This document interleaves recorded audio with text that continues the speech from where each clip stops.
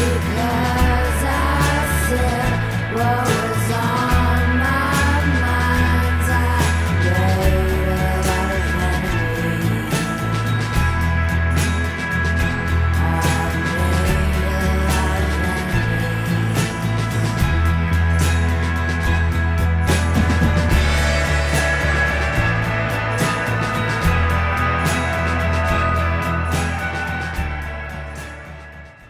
Welcome, everyone, to the Science from the Fringe podcast. My name is Bryce Nickels. I'm a professor of genetics at Rutgers University, and I'm joined today by Sigrid Bratlie. Is that how you pronounce your name? I hope I didn't. More or less. More or less. And I have a long-standing track record of not being able to pronounce words, not just names, but all words. Sigrid received her PhD in molecular biology at the Institute of Cancer Research at the Norwegian Radium Hospital in Oslo, and she's currently serving as a strategic advisor on biotechnology-related issues for a politically independent think tank whose name I cannot pronounce, but which translates to Longview in English. What is the name of it again? It's Langsikt in Norwegian. Okay. And in that role, over the past 6 months, she has become very publicly vocal, taking a strong stance on the COVID origin, the issue of COVID origins. So welcome to the podcast, Sigrid, and I'm very excited to talk to you. I've been sort of pestering you for a while to speak about what has been going on with you in Norway and the sort of I guess the conflict you've gotten in with one of my near and dear this guy Christian Andersen, who I think many people in the space will know. So thank you very much for joining me. And so can you tell us a bit about what your background is and how you got into this space? Sure. So first of all, thank you for having me here today. It's I like you said, you've been trying to get me on this podcast for a while. Finally, I'm here. I'm ready to address this a bit in a bit more detail now. So first, a bit about me. So after I did my PhD in molecular biology, I decided to leave academia and do more sort of science policy and science communication work. So I have quite a long track record of being involved in debates that are, well, at the intersection between science and politics. So that's nothing new. But I'm usually actually on the other side of the debate, defending the scientific enterprise from various political actors that might want to, challenge the scientific narrative. And then suddenly, around a year ago, I started looking more closely into the COVID origins issue. And suddenly I found myself on the other side of this, the regular role that I have. So actually being the one challenging the scientific enterprise and the scientific narrative.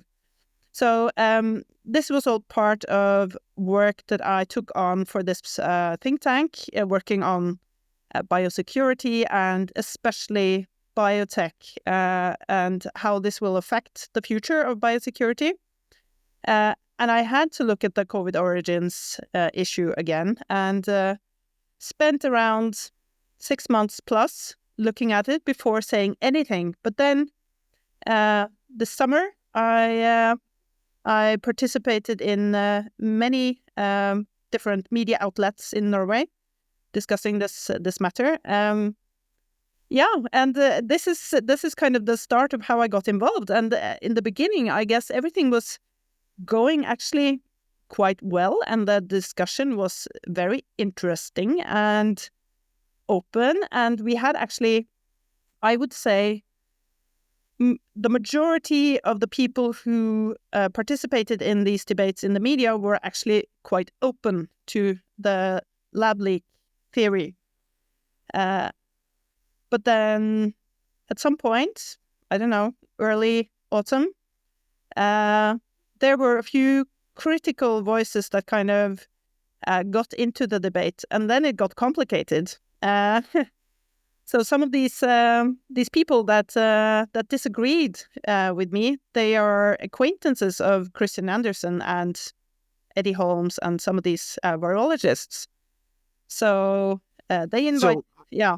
so just to back up for a second, because you said that you only started looking at this a year ago. So I'm curious why, I mean, this has been an ongoing debate in the US since early 2020. So has it just not been something that's been, I mean, I know Europe is a little different, obviously, than the US in terms of this issue. So what's the sort of local situation where you are? Was it not really discussed that much, and that's why it took you a while to look into it? Or I'm Yeah, just curious the delay. Yeah, I think it's a combination of things. So it was definitely not very high on the agenda in the media in Norway. So it's been quite silent around this whole discussion. There have been like a few features occasionally, but nothing major.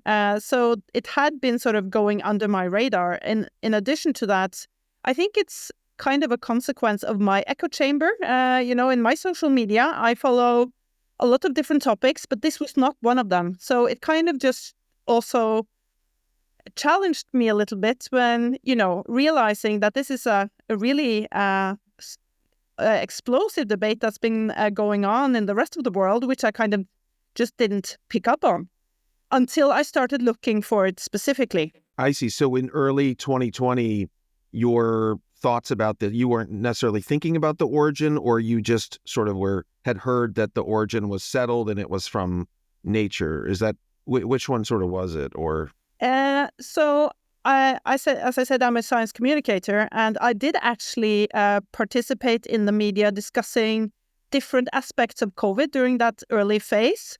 But mostly it was, vaccines and mutations and that kind of thing. But I did actually I participated in a radio show about, where the listeners, they sent their questions and then we tried to answer them.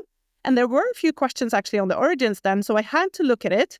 But at that time, this was like April 2020. By that time, the scientific narrative was settled, right? Because you had these papers, the different papers, the proximal origin paper, the other papers, the Lancet letter, that all had come out in the weeks before that, just settling the matter, saying it couldn't possibly be from a lab. It's clearly of natural origin. And I kind of settled for that. So I didn't really dive into it very much, but that was the kind of prevailing scientific narrative. And then actually, the summer of 2020, I did actually come across a feature. I don't remember exactly where it was, but I did read one feature on the Mojang miners, which did actually catch my attention briefly, because I did find that a bit intriguing.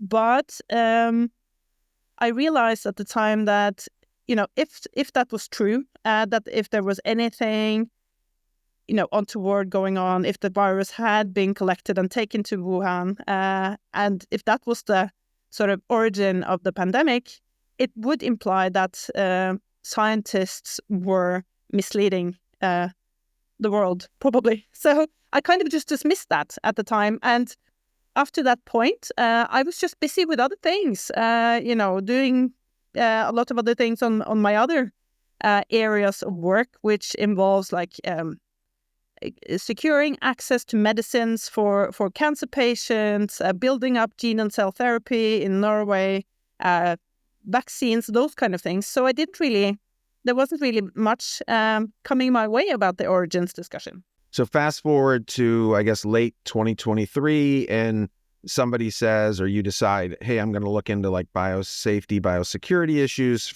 and then the COVID origins thing comes up again. And so I had interrupted you because you were about to say that I guess, were these colleagues of yours that like you were having discussions with, they were friends of yours, or like scientific colleagues you would have discussions and now they're bringing in reinforcements? Is that the idea, that they reached out to Eddie Holmes or Christian Andersen to sort of bring them into the fold to push back on what you were saying? Is that how this worked? So I wouldn't say that they are friends of mine, but they are acquaintances of mine for sure. So they are scientists that I have, that I encounter regularly at meetings and other arenas. So we do know each other. They're not close friends, but certainly acquaintances. And it was at some point, one of them wrote an opinion in a Norwegian newspaper after all this media focus on the lab leak hypothesis. And this opinion said, the science still says that it's a zoonotic origin. And then I wrote a response to that saying that, well, the science isn't really that solid. We can maybe question the motives behind the science. And then we ended up in a televised debate, which I thought was, it was a good debate. We had some exchanges of opinions that were perfectly fine, about the science. But then after that debate, this person, and I'm specifically not naming this person or other people involved because just to state that I think it's important to keep our eye on the ball here and not just make this into an ever-expanding mudslinging contest between people that are in the periphery of this, but rather to keep it on the topic itself. But this person said to me after that debate, clearly very angry with me, said that he would mobilize the virologists. And I didn't really know at the time what that meant. I thought perhaps, mobilizing the Norwegian virologists to, have a more of a debate, which I think also is fine. But then a few weeks after that, they announced that they would have Christian Andersen come and give a lecture on, I think the title was The Origins of the Pandemic, the Facts and the Fiction. Right. Now, going back, I just wanted to, can you just mention, like, you're actually pretty well known, like before this, like you established a name for yourself in Norway, correct? Like as somebody that's like a respected scientific communicator, like you were on TV a lot, in the news a lot. Is that fair to say? So is that part of the reason why it was a problem for them that somebody with your visibility and your credibility with the public was now raising questions? So it wasn't like you came out of nowhere. Because I know that most people that are going to watch this are going to be in the U.S. and not really, because you have like a very distinguished career in this space and communicating with the public. So is that a fair? I don't know if you can sort of explain that. Like, can you toot your own horn a little bit, like, and say exactly how sort of famous you are there? Well, in scientific circles, I'm a well-known name in Norway. Not abroad, but in Norway, I'm a well-known name in terms of science communication. I regularly participate in radio shows or TV shows and newspapers and opinions and other things, primarily concerning different aspects of biotechnology. So, yes, I do think that's part of the reason why all of this then later happened, is because precisely it wasn't just someone just coming out of nowhere. It's quite a familiar face and a familiar name, someone who has a lot of credibility in scientific discussions, coming out saying all these things. So I think that's the reason why, because suddenly it was, it was legitimate to discuss the lab leak theory. Right. As you say, when they're saying I need to sort of mobilize the virologists, that's, I mean, I have compared the virologists to like, a mafia, like, they have tactics of the mafia. Of course, there was, multiple letters have been sent to my workplace. I don't know. Did they actually ever send letters to your workplace or try to get you fired or anything yet? Not yet, I guess. No. But is that No. okay?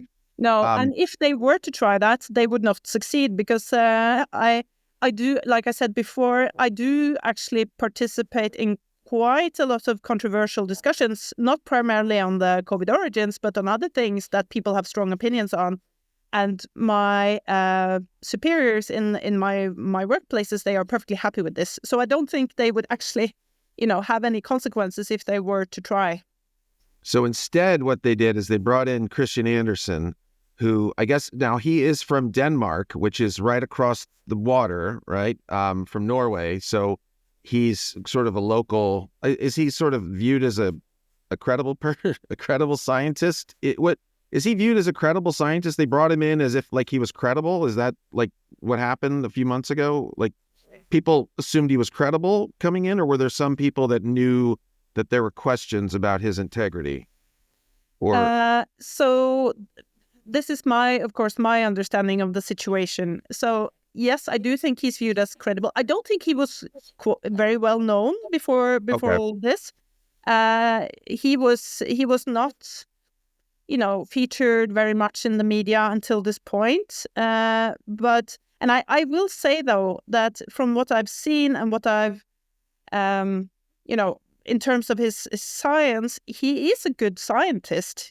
If he hadn't been dragged into all of this, I would say he's a pretty decent scientist in terms of, virology. But his integrity, I would certainly question after all I've seen, and that's what I did. So the people who brought him in, they most certainly view him as the credible source on anything to do with origins. Okay. And so then do you want to sort of review what happened when he came in and gave a lecture and you were in the audience, right? Yeah, it's quite surreal, actually. I didn't think that this would happen at all. But so I did get like a kind of a warning the night before, because I got an email from a journalist who said that they had interviewed Christian Andersen, and he had made statements about me in this interview, calling me a conspiracy theorist and anti-science and, a lot of other things. So I did kind of get the sense that things were going to happen. So I posted about that on X. But I still genuinely believed that the lecture itself would be about the science on the origins, and of course his version of that. But I did think that he would focus on the science, and I think a lot of other people in the audience also expected this to be primarily a scientific lecture. So that's what I expected going into the auditorium. But then around 2/3 into the lecture, he kind of just switched tone completely. He had said at the beginning of the lecture that it would be uncomfortable at some point.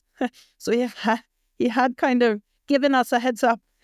But then he switched and he showed on the screen the post that I had posted the night before, where I said something, he's here to give a talk. He will also be quoted in the media calling me a conspiracy theorist. I'm surprised that things are going down here in Oslo, of all places. I mean, we're a tiny country. But, if that's what's going to happen, then, bring it on. Something like that. And he put this up on the screen and spent a long time, I would call it chastising me for, this dog whistling, attracting all kinds of people, being anti-scientific, conspiratorial. And he kind of just kept on for the rest of the talk, going through my statements in the media, just kind of picking them apart, and just labeling me as kind of a crazy conspiracy theorist. I think he ended the whole sequence showing like this AI-generated image of some kind of crazy scientist or anti-vaxxers or something like this, and just kind of, that's where he ended. So the whole thing was just very surprising, and you could tell also from the rest of the audience that they were quite taken aback. Actually, that's described today in a huge feature, actually, in the Norwegian newspaper. There was a science journalist present there during the lecture, and he's written a huge feature today, 9-page feature on Christian Andersen, and where he also describes this scene in this auditorium. And he uses more or less the same language that I'm using right now. That there was almost like this gasp in the audience. It was really uncomfortable. It's kind of like the dream where you realize that you're naked up on at the blackboard as in school. It's kind of that feeling, where suddenly you're just on the spot. But I guess I'm pretty used to heated debates. Let's put it like that. So I managed to keep my cool, and I actually spent half an hour after the talk talking to him in person. So we did actually manage to have a scientific discussion in the end, but the lecture itself was I would say, a disaster. Was the lecture, so the lecture was recorded, right? But is it available to view somewhere, or is that still not available? That's a good question. So it was streamed, at least online, Right. but I don't know if they've saved or distributed any recordings. I don't think so.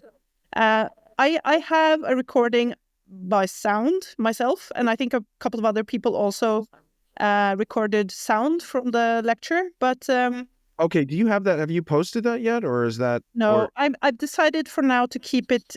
Well, I can edit it and put the actual talk somewhere. There are, of course, some background noise there from me typing away at my computer, taking notes and stuff like that. So it's not perfect, this sound recording, but I can make that available. But I did actually also get in the same recording, because I just left it on, I did get a lot of our conversation between me and Christian Andersen. So, and for now, I think I will not make that public, but I can give a sort of a summary of some of the things that he said, which I found a bit, yeah. well, did you ask him why he referred to you, why he used names, or like why he called you names, or did that come up afterward? Because I mean, just to be clear, I mean, he sent an email to the administrators at Rutgers University with, claiming that myself and my colleague were using ad hominem attacks on good scientists, and that was inappropriate and all this stuff. So him flying to your country to sit there, give a lecture in front of you and call you names is, I mean, again, hypocrisy doesn't begin to describe it, but obviously it's sort of one rule for him and another rule for everybody else. So did you ask him about like why he was name calling and not just focusing on the substance of what your argument was? No, I don't think I asked him that specifically, but I think my interpretation of the whole thing, because as I said, I'm used to being in debates where people are trying to discredit me. Normally, that's people outside of the scientific community, people who don't like scientists. But I never resort to those kind of tactics in response. I don't attack my critics. I address them with science, and good arguments on why I think I am right and they are wrong. So the fact that he actually resorts to those kind of tactics, I think it's a sign of weakness, to be honest, that he lacks good scientific argument, and especially in front of that kind of audience, which was mostly scientists. They are not there to hear a political debate. They are there to hear about the science. And I know that there were many people afterwards who were quite disappointed in that, actually, that he wouldn't focus more on the science and rather chose to do it in that way. And actually, I take it as a bit of a compliment that he chose to focus so much on me specifically. Clearly, I must have said something worthwhile for him to come all this way to do that. I mean, he has lots of critics. He doesn't travel around the world addressing people personally, individually.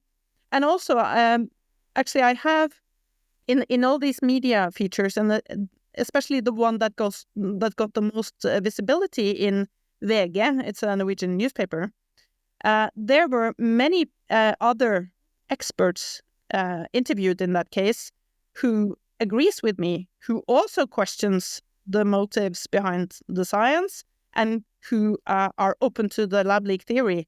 They were not mentioned even once. So I think, the fact that he singled me out in a way it's a bit strange and a bit telling, to be honest. Well, that's why I said earlier, I think it was because of your professional status that somehow, you've been targeted. You're viewed as a threat, and that's why virologists have to mobilize, to use their own words. So what was the substance, if you don't mind, what was sort of the key things that were discussed in that 30 minutes with with Anderson after the So, talk?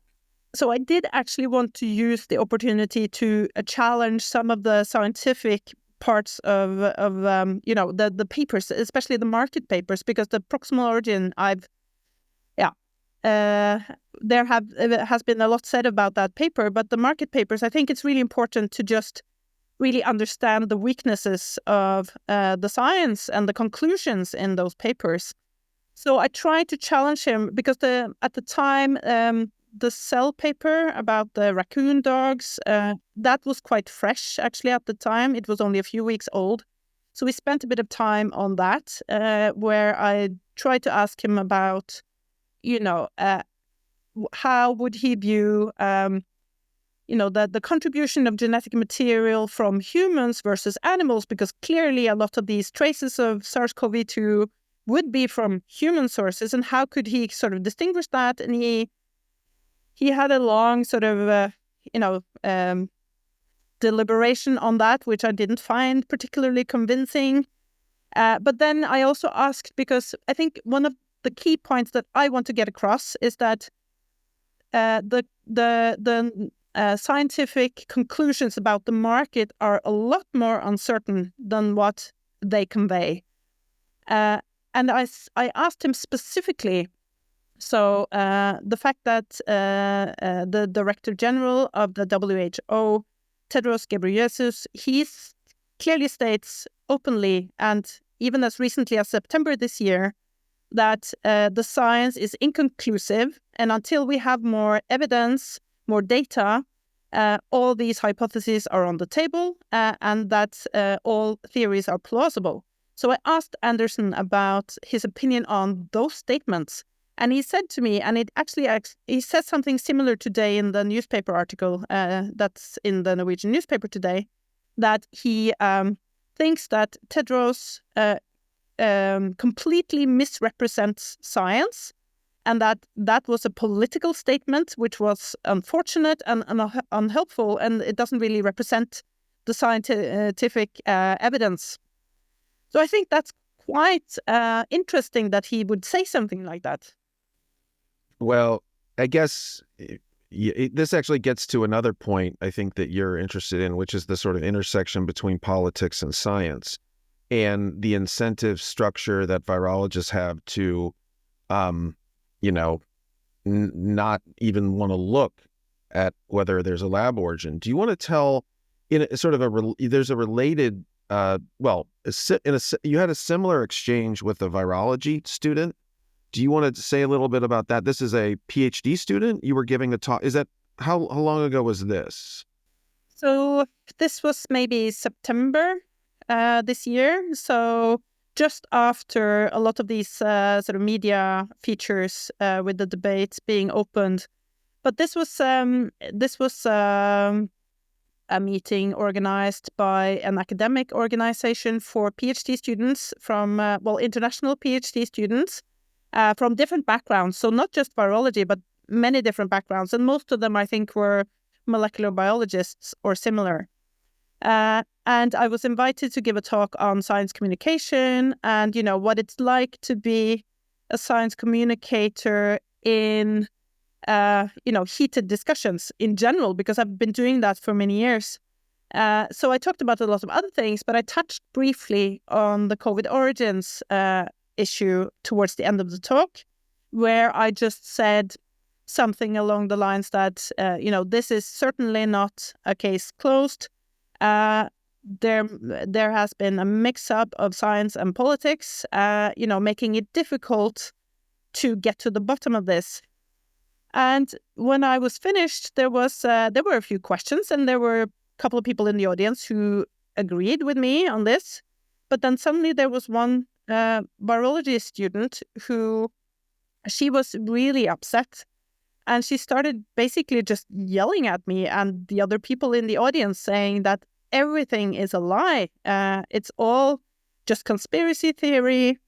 Even the claim that the FBI and the Department of Energy assessment that this, might be a lab leak is just something that the media made up. It was quite intense and a bit concerning, I think, because the fact that even, young students are so distraught and concerned by this, I think I can understand a little bit where she's coming from. That the whole field of virology here is under pressure. And, that their reputation is on the line here. And there are many, many good virologists out there who do important work. So it's not like the whole field. I'm not criticizing the whole field of virology. I'm specifically criticizing a few of them. But it did make an impression on me that this young student would feel so strongly about this. To that point, though, would you think that the virology field has a responsibility to, I guess I always use the expression police their own. So in a way, the silence of the virology community is an indictment of the entire field, is what that's my perspective. I'm just going to throw that out there. But I think I just have a different view on it, but I really appreciate how, you're being very empathetic and open. Like you're actually like engaging this in a very professional way and keeping composure in situations where most would not. I think that's just a testament to like who you are in terms of like your ability to navigate these types of issues. And I also wonder though, has this made you question other things that,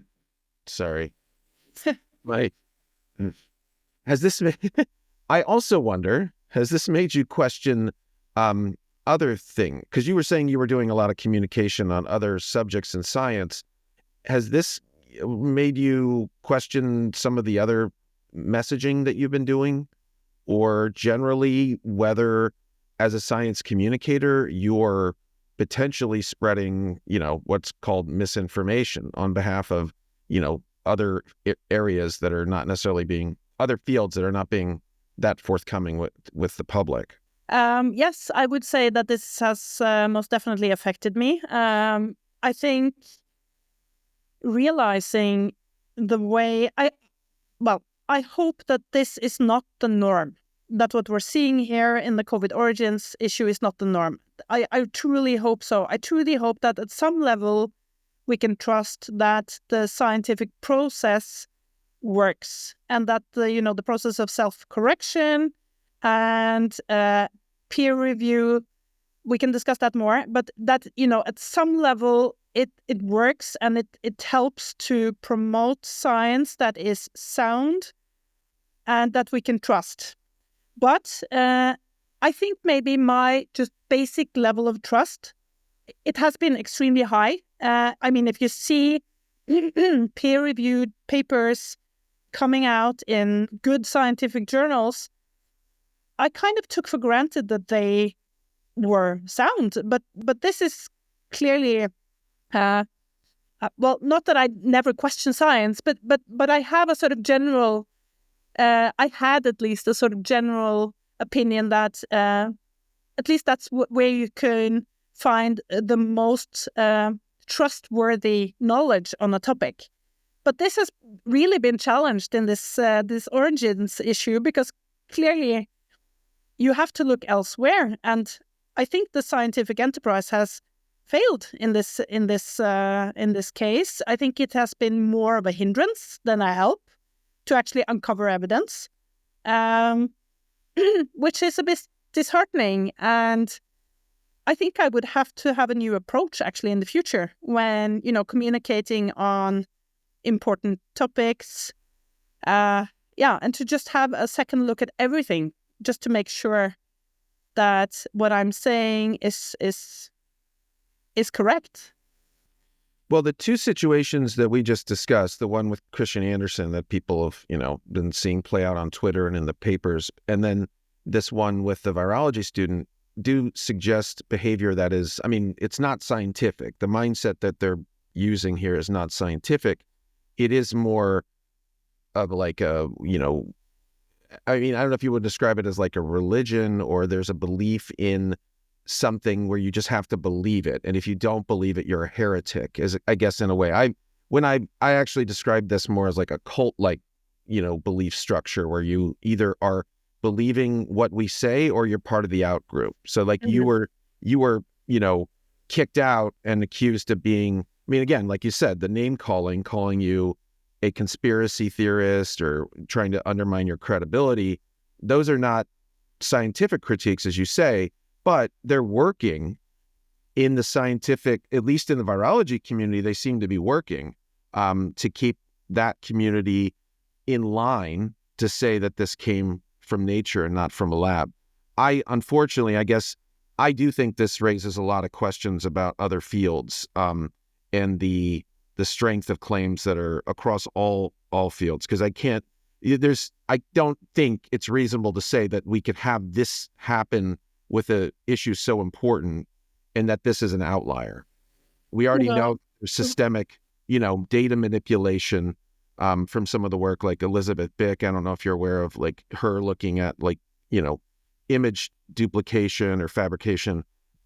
That's already, a significant problem. So the incentive structure, I guess spoken with Jay a lot about this, Jay Bhattacharya, who's about to become the NIH director, about, how to change the incentive structures in science to, compel good behavior, reduce fraud, increase trust and honesty. And that kind of gets to, I think, what you wanted to discuss, which is the sort of journal system and the system of peer review. You had some thoughts about that and ways that could be improved?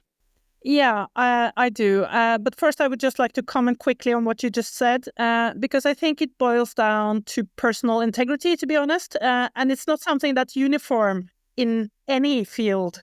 You will have people who are, who have high integrity, and you will have people who will exploit the system regardless. And we need to make sure that we have systems that work and that prevent, this kind of behavior and exploitation of what are weaknesses in the system. And here I would like to just say that maybe this is, the origins case. What we've seen here is a good argument for having transparent peer review as a standard, because I don't know if you're aware, but there have been some disclosures of communications with some of the reviewers for one of the market papers, the Warraby paper. So one of the reviewers, who is anonymous, has communicated with some of the people in Drastic, and described how several of these reviewers were of the opinion that it's certainly not conclusive.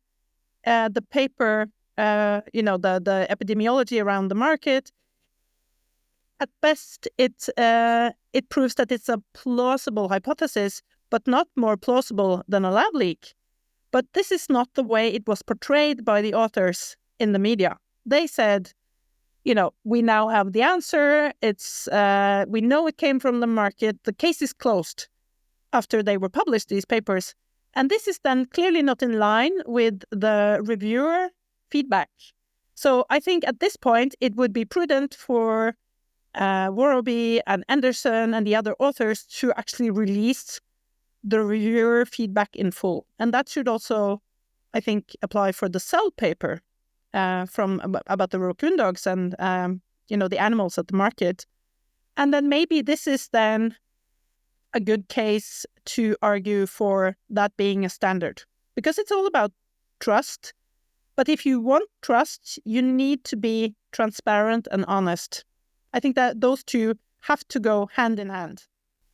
Well, I certainly agree. And I guess I'm a proponent of taking this a step way further, which is to try to actually completely eliminate journals and have just post-publication peer review where, there's preprint servers, there's been issues actually with the preprint server that most people use. Unfortunately, there's been gatekeeping there.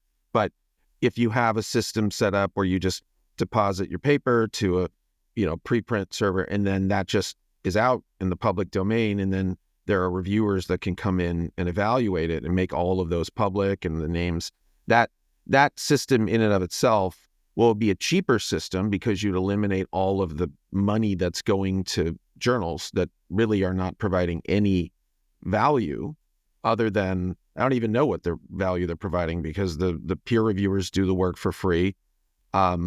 the editors get advice. I mean, there's really, I've been public about this, so it's not like I'm for sort of a radical transformation of the entire way that science is communicated in that front, which eliminates the journals from the equation altogether, because I think the journals incentivize fraud. I mean, having a tiered journal system where Cell Science and Nature, getting a paper in there, like that's a career, that makes your career. That's a huge incentive to do whatever you can to get one of those papers, even if it means, there's obviously very, public situations where people fabricated data or committed fraud to get one of those papers because it may, papers in those journals. But I agree with you completely that transparency is essential in, getting any semblance of trust back into the, public trust back in science. Although I think my impression though is in Europe, the population is generally more trusting of science than it is in the US. Is that accurate? I think so. Without having, statistics on the level of trust in the US, I think that's the general feeling I have, is that we have high trust in science, scientists, and also governments. At least, well, I think there are some differences on the European continent, but at least in Norway and Scandinavia, we have a society built on trust, I would say. And that also became clear during the COVID pandemic, that the level of trust in the government was high all the way through. And it's hasn't really gone down that much, even. No. So that's yeah. So the dynamic in the U.S. is quite different. So maybe, well, whatever that means about the various countries, I guess. Now, did you want to say a few things about your, I guess before we get to what you're really interested in the future, your future, where do things stand with this sort of ongoing, whatever we're calling this, Anderson Gate or whatever? I don't know, what do you want to call it? But where is that going to go from here? There's this 9-page profile that just came out. Is this just going to keep being a thing, with you versus him in the papers, or what's going to happen there? So I think it's a bit difficult to predict how exactly this will pan out, but I will say that there are many people in scientific circles and in the general public who are very interested in this discussion, and who are certainly open to the lab leak theory, and who think it's been, a good discussion also, and who don't necessarily buy the zoonosis story flat off, they have questions. So I think people are generally very interested. There will be, I think the media, if something happens, and what I'm, anticipating is that when the new administration in the US takes over, then maybe we will have some more information. I don't know if that's a reasonable thing to say, but that's my expectation, is that we will have. That's very reasonable expectation. I think most people believe that will happen, and I think if that doesn't happen, that would be a political liability if that doesn't happen for the Republican Party. I mean, they promised that. I think that should happen, and I expect it will. So yeah, hopefully that'll shed some light. Yeah, and I think now, after all this debacle this fall with Anderson and myself, I think the Norwegian media are very much more interested in the whole discussion. I think they will cover things in much more depth than they had before this started, which is good. I'm also writing a book on my experiences on this. It will be out in Norwegian then at sometime during 2025. But we'll see. Maybe we'll have it translated. But I think it's worth, telling the story a bit more in full, because people get these pieces of the story from different outlets, but having it sort of just, a short story, where do we stand, in 2025 in this matter, and what to look out for when this unfolds in terms of political developments in the US primarily. So I think people are very interested in following this now. Well, so the other thing I guess that I forgot to mention is you also had some thoughts about the roles of various, I don't know if like scientific organizations or universities in transparency, in measures like, the idea that they are asking for transparency in others, but not providing transparency within them for them. Like another case of like having different expectations. Is there, in addition to the journals, is there other changes in scientific, community, the structure that could help in terms of transparency? I don't know if I have like specific suggestions, but I think certainly it's something to be taken seriously. If you have a position of trust, which are scientists they have positions of trust in the same way that politicians do. At some level, we have to have that trust in order for the system to function. But if there is, reason to believe that the trust has been broken somehow, then we must be able to have transparency.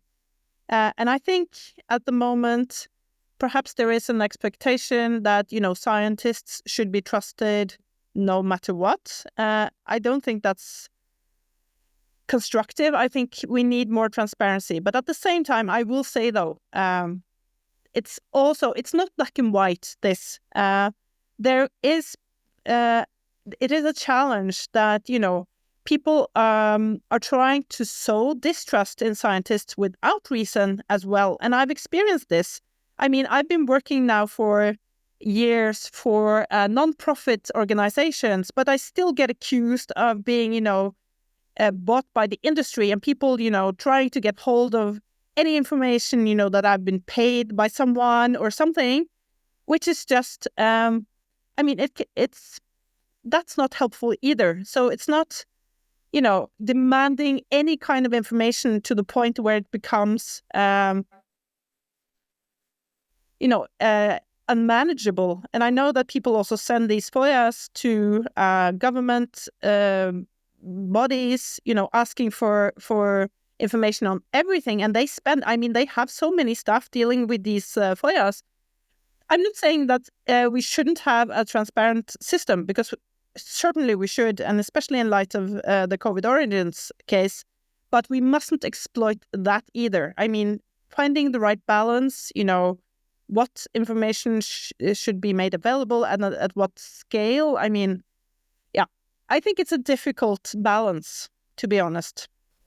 Yeah, I've thought about that issue as well, because you reach, the problem, of course, is that there's been way too much like secrecy and a lot of things hidden from the public, so that when the public gets, which I expect they will, a lot more transparency, it almost will then create a situation where now the public has more responsibility to act with integrity now that the government or whoever is providing the information. It's the sort of balls in the public's court. What do you do with that information? And that's the concern. I think the reason why people keep things secret is because they distrust that when the public knows about stuff, that they won't manipulate it and exploit it and use it. And Exactly. and right. And I said this on the last discussion I had with a social scientist about this, that the middle is not only being in the middle of something on an issue where you're like, recognize the challenges on either side.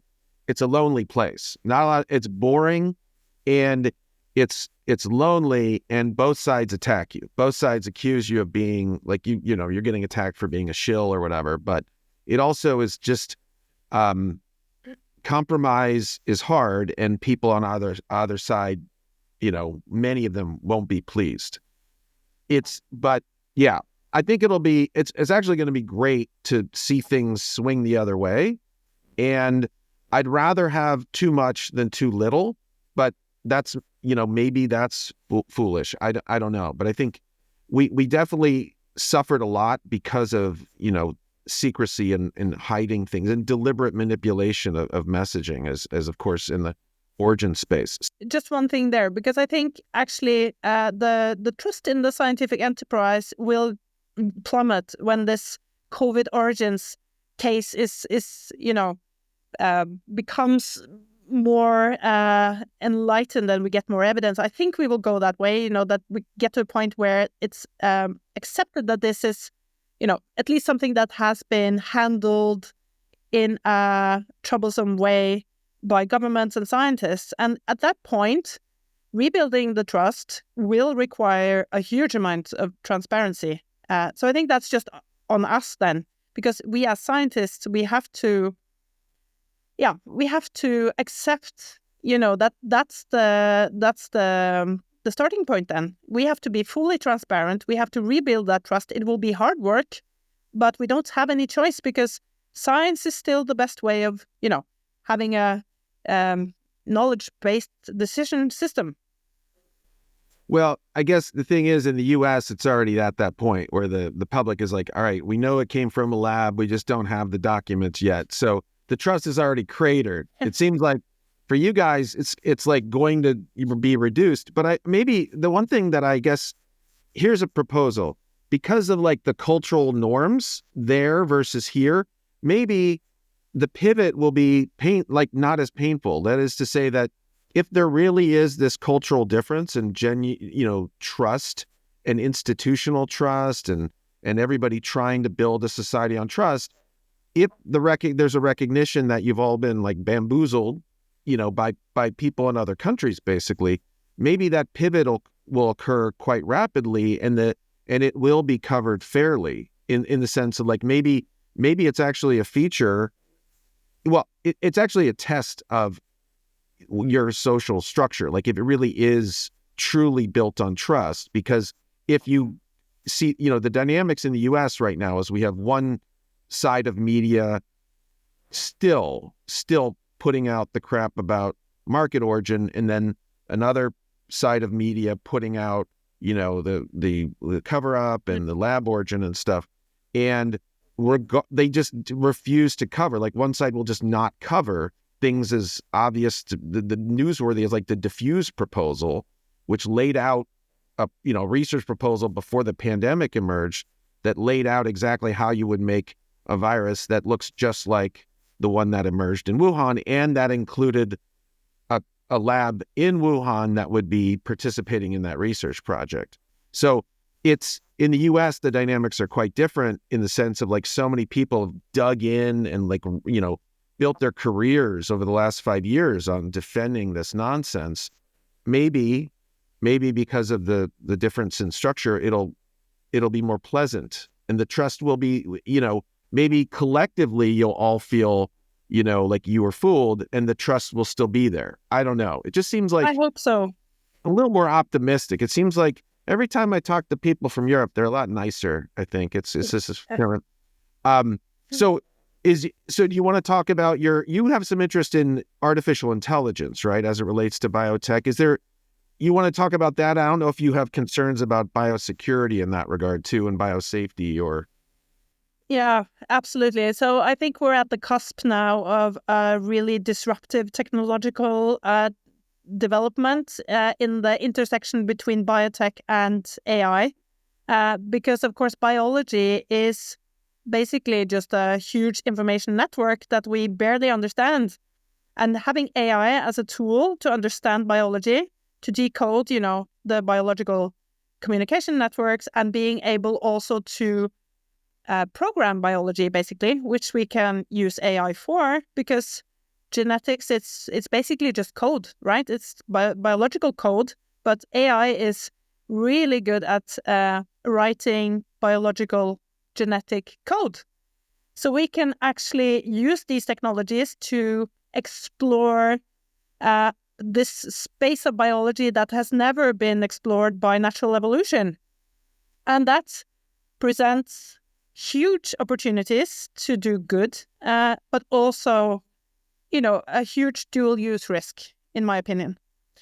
So I think the whole field of biosecurity and biothreats will need to be just much more prioritized in the coming years than it has been, because these technologies also they not just enable more advanced biology, but also they make it accessible to more people, because you don't have to be an expert to use these technologies when you have AI.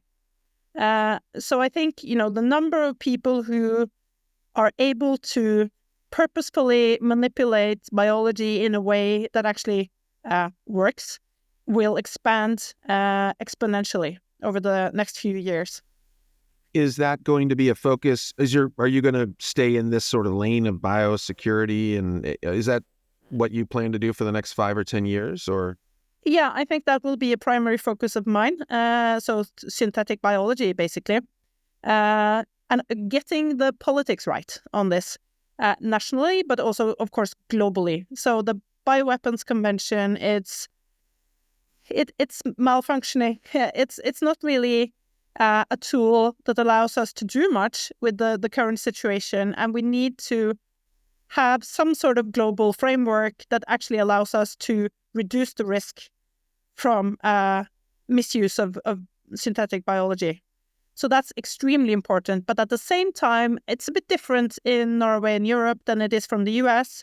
We overregulate things that are beneficial to society. So, for example, GMOs. We don't have a single GMO in Norway, and that's purely politics. I mean, it's an ideological, political choice that was made decades ago that we didn't want these technologies. So we don't get the upsides of synthetic biology either. So we get all the risk and none of the benefit. So there is really a huge need to make good policy and refocus a bit on the risk side of things. Those really risky areas, which is in, virology and biological weapons. Yeah, and that's an interesting point that you bring up with GMOs, because of course one of the things that certainly is reasonable for the public to now think is to just oppose GMOs because of what they saw with the pandemic. I mean, if you can't trust virologists to be forthright and not do experiments that put you at risk, why would you? Yeah, I mean, that is a really hard. And in fact, that's something that I'm also, not concerned about, but I think that's a very big issue for scientists, because one of the reasons that scientists should not have looked away from the virologist behavior is your very point here, which is that there are all these other technologies that are emerging that may have a lot of benefits that the public are just going to continue to reject. And the GMOs, of course, they already were concerned about. And I can't imagine making a good pitch to the public to say, hey, well, look, we just probably created this lab pandemic, but this artificial thing we made in the lab that we're going to release is totally fine. Trust us. And frankly, there is, I don't know a lot about it, but one of the things that's always talked about are these mosquitoes or genetically modified insects and stuff. And I think that sounds great. I think it sounds great to not have to use chemicals to kill insects.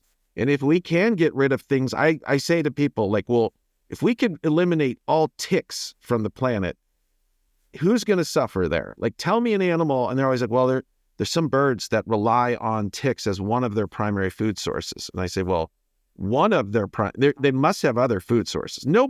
If you are relying on ticks for subsistence, I don't know if there's a good argument that you should still be able to exist in a tick. No, sorry. The ticks, I agree with you. But I think, nothing has, there is never zero risk with anything. So it's right. a risk benefit assessment. Absolutely. So if the benefit is clearly bigger than the risk, then maybe it's worth pursuing that. So. But the problem is, if you don't trust scientists to tell you the truth, then you're never going to believe that they'll say, hey, but the other thing about those technologies, I believe, and again, I don't know too much about it. It's a very superficial knowledge, but my understanding is these things are reversible. That is, you can, you don't necessarily, you're not going to eliminate a population. You can bring back whatever you reduce the population of. But I just don't see how it's going to be easy to convince somebody in the public that to trust scientists to genetically manipulate things, and that that's going to be a heavy lift, especially with and it's really a lot harder because of virologists. So anybody that says well, I didn't have anything to do with the pandemic. Well, when you I actually said this to a friend of mine who started a company that's using CRISPR technologies and stuff. I said, they're going to come for CRISPR. The CRISPR thing, I don't even know what to tell you, because as soon as the resolution happens with gain of function and stuff, we're going to start looking at other things and GMO, but like now we're talking about modifications of whatever. Anyway, we've got to work cut out for it. I absolutely agree with you. And this is the reason why I have taken such a strong stance also in this origins debate, because I think it's not just in, the COVID origins issue, it's the trust in the entire scientific establishment that's on the line here. And if we want to use these technologies for something good, then we need this trust. And I think that will be shattered in the wake of the COVID origins case. But I'm trying to prevent this from becoming a complete disaster and to at least maintain some trust so that we don't throw out the baby with the bathwater, in a sense, because there are so many good things we can do with these technologies. And the example you mentioned is one. There is so much in medicine, making new antibiotics to face the antibiotic resistance issue. There are so many things we can do with these technologies. And, having the public not accepting these technologies per se is a complete disaster in my mind. CRISPR is one of them. So, yeah. It seems to me that one of the bigger issues is that the public is not actually a stakeholder, and that scientists view themselves as like providing the knowledge from on high. So like just a change in the attitude of scientists to just kind of understand at least that they're not smart. Like they're actually not smarter. Your PhD doesn't mean that you're either smarter or like a better human being than people outside your field. I think there's a lot of discussion of like scientific hubris. I think that's a major thing. And it's sort of baked into scientific education to, convey this sense of worth based on your education, and especially for scientists to sort of, consider people that aren't scientists idiots, without any consideration for, that like how that comes across to people in the public, especially when they see that scientists themselves are are lying and covering up. I don't know if that's possible, but I think humility will help fix a lot of this, and also getting the public just to be involved, like have the public as part of all of these discussions, have them become a stakeholder and be able to make decisions. And maybe those decisions are going against what the scientists say. So what? I mean, not so what, but like the point is that as long as everybody feels that they're a stakeholder, then anything that goes wrong, frankly, will be all of our faults, not just, if it's risk benefit, we're all taking the risk together. It shouldn't be a handful of people deciding that for billions. I mean, that's what, that's just insanity as far as I'm concerned. But I'm on my soapbox. Look at me. I'm on my soap. But anyway, do you have any closing thoughts to about where, anything you'd like to say to summarize this, or anybody you'd like to attack that you haven't attacked? No, you didn't attack. No, I think I will keep it low on the attacks and rather just say that I'm really hopeful that we will get better answers regarding the COVID origins, and that I hope that scientists and other members of, the knowledge community will work to restore the integrity and the trust of the scientific system when we get to that point, because it's really important. And I think that's the sort of main message that I have, and I hope that more people who actually share my opinion will come forward at some point also and participate in these public discussions, because we need more of those voices out there. I do understand that people are scared, and seeing what happens to dissident voices like myself when we do speak out, having scientists come and attack you in public, of course it's not pleasant, but I think we still need to we need to just make sure that people can participate in an open discussion and that we're not afraid to address real issues. Well, and I really appreciate that you've been able, like, I don't even know, it's not even like thick skin. It's just sort of like you just have integrity, and like you just, you're just honest, have integrity, and you're smart and credible and all these things that we should be looking for in scientists that apparently, you know, well, one last thing I'll say about that attack on you, I really view this, that was not for you. It was a message to everybody else to shut up. Like that's the most like really the thing that bothers me about the way the virologists play is they use you as an example to say, stay in line, or I'm going to come and I'm going to embarrass, like, and that's effective. But, you know. I agree, Bryce. And actually, I think, unfortunately, it has worked to a certain extent, I think, on Anderson's part, because there have been, I mean, people who were more vocal in the debate before he came to Oslo, Norway. They have now retracted a little bit from the discussion. So I think actually people were a bit scared. It did kind of work. It didn't work on me, but it worked on other people, unfortunately. So I think you're entirely right in your assessment. But I will say, again, I have a tendency of, I don't know what this is, if this being too honest or whatever, but I will use that tactic. I understand that tactic very clearly. And I actually just was trying to use it with a journalist at the New York Times who lied. And I kept pointing out the lie again, like very publicly. This is a lie. This is a lie. This is a lie. So there are, I'm not sure whatever, if that's appropriate or not, but I did choose to use a very similar approach that was used on you, which was this idea of like doing a public shaming as an example of what will happen to somebody that lies. So I guess in my opinion, that was justified. Others can take issue with it. I'm not saying I'm above. What I'm saying is like that tactic does work. And I have learned in one way from the virologists that I don't know. I don't know what you think of that. If you think I'm a bad person for using that, I mean, if we don't call people out for lying, like we put people in prison who commit crimes and we say that's a deterrent, right? Not saying that we're putting people in prison, but what else is a deterrent? Like public shaming is a deterrent from doing things. The public shaming they were using on you was exploiting, what normally is for good, for bad, I guess. That's maybe my framework there. I just don't like to accuse others of doing stuff that I have done, but I am saying it's for, I can justify it in my head.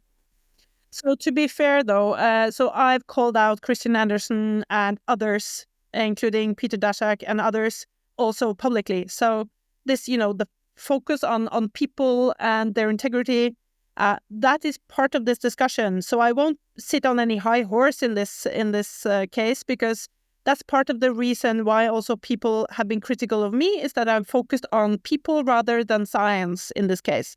The reason I've done it is because these particular people have been standing in the way of a proper scientific discussion. They haven't allowed for the lab leak theory to be discussed properly because they are blocking it. They are calling people conspiracy theorists. And therefore, we need to call them out because we have tried to discuss the science. It doesn't work.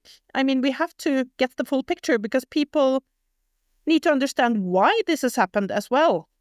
So I don't think you're a bad person at all. I think it's a shame that it's come to the point where we have to focus on individuals and calling people out rather than focus on, science and the contents of the discussion rather than the people. We're calling out behavior. See, that's the thing. Like, I guess my point is that if people do something that's just wrong, it's demonstrably wrong. And I think drawing attention to that, I think, is appropriate. He is doing the same to you because he thinks what you're doing is wrong. But I completely reject that. And I think most people that look at this situation would. But I just want to, this is my issue where I want to try to not like accuse other people of doing stuff, using, it's a strategy. It's like public shaming or whatever. But the last thing I wanted to say before I let you go is I forgot at the beginning of this, I said your name and then you said that's close to how you pronounce. So how exactly do you pronounce your name? Because when I sign off, I don't want to use the same mispronunciation. What is the better? Is it but it's really difficult for foreigners to pronounce it in Norwegian. So in the English version, it was perfect. So, but in Norwegian, you would say Sigrid Bratlie. So. Oh boy. Oh boy. Okay. Well. So the English version is perfectly fine. Yeah. I don't know if I actually have the physical ability to speak like that. Actually, that's because Okay. Well, I'm glad that, so I actually won't try that because it'll come across it'll embarrass both of us. So anyway, it's been great. Thanks a lot for joining me today on the Science from the Fringe podcast. This has been Bryce Nickels speaking with, I'm going to say Sigrid Bratlie in American, but that is not exactly the way to pronounce it. But anyway. Perfect. Okay. Take care, everyone. We'll see you again next time. Thanks for having me.